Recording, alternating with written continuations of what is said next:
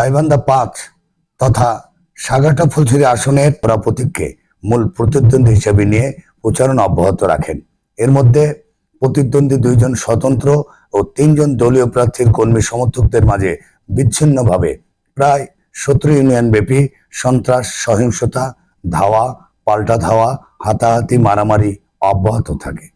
এর ফলে সাধারণ ভোটারদের মাঝে সুষ্ঠু ও শান্তিপূর্ণভাবে ভোট অনুষ্ঠান নিয়ে নানা শঙ্কা, অনিশ্চয়তা ও ভীতির সঞ্চার হয়। উল্লেখ্য, একমাত্র আমার কর্মী সমর্থকদের সাথে অন্য কোনো প্রার্থীর কর্মী সমর্থকদের মাঝে কোথাও কোনো মারামারি, হাতাহাতি বা ভাঙচুর হয়নি। ভোটের 3 দিন আগে অর্থাৎ 9, 10 ও 11 ফেব্রুয়ারি, এমনকি 11 ফেব্রুয়ারি দিবাগত রাত 12টা 1 মিনিট থেকে ভোর পর্যন্ত একাধিক দলীয় ও স্বতন্ত্র প্রার্থী প্রত্যেকে 30 থেকে 70 কোটি টাকা পর্যন্ত ভোটের মাঠে ছড়িয়ে দেন। ফলে পাল্টে যায় ভোটের মাঠের হিসাব নিকাশ।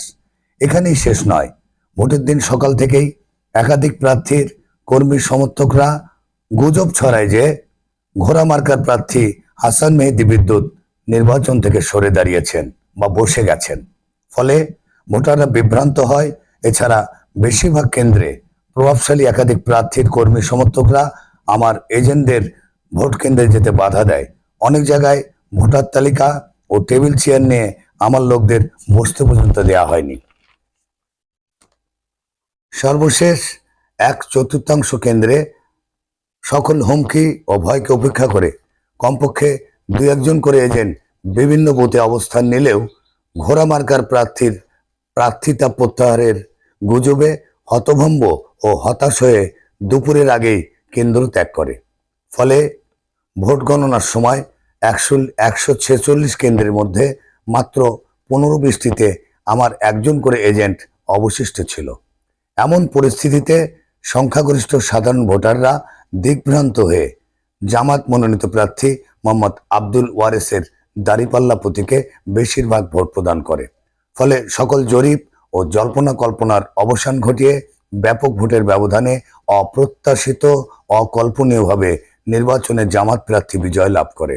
এতে হতভম্ব ও হতাশ হয় প্রতিদ্বন্দ্বী বাকি 8 প্রার্থী ও সচেতন সমাজ।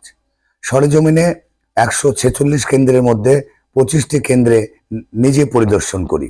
এছাড়া 12 ফেব্রুয়ারি পরবর্তী গত কয়েকদিনে সব কেন্দ্র এলাকা থেকে তথ্য নিয়ে যা জেনেছি তার সারমর্ম হলো গাইবান্ধা 5 তথা সাগাটা ফুলছড়ি আসনে 70 কেন্দ্র এলাকায় সঠিক ও শান্তিপূর্ণ ভোট হয়েছে।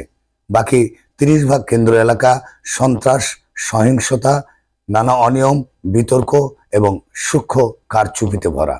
ভোটাররা আমাকে চিনতে বুঝতে ভুল করেছেন। 9 প্রার্থীর মধ্যে আমারই ছিল 2 যুগের সুনির্দিষ্ট লক্ষ্য, স্বপ্ন ও প্রধান কাজ সহ 17টি মৌলিক উন্নয়ন কর্মসূচি। অথচ ভয়ঙ্কর অপপ্রচার, ষড়যন্ত্র, কালো টাকা, পেশি শক্তি, ক্ষেত্র বিশেষে প্রশাসনিক শক্তির পরোক্ষ অপব্যবহারের মাধ্যমে আমাকে পরাজিত করা হয়েছে।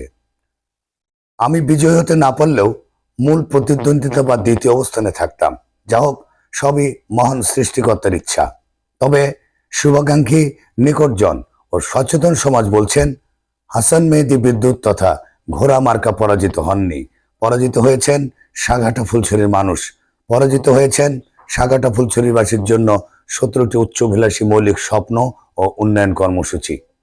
সবকিছুর পরেও সাগাটা ফুলছড়ির ভোটার ভাই বোনদের জানাই সালাম, শুভেচ্ছা ও নমস্কার।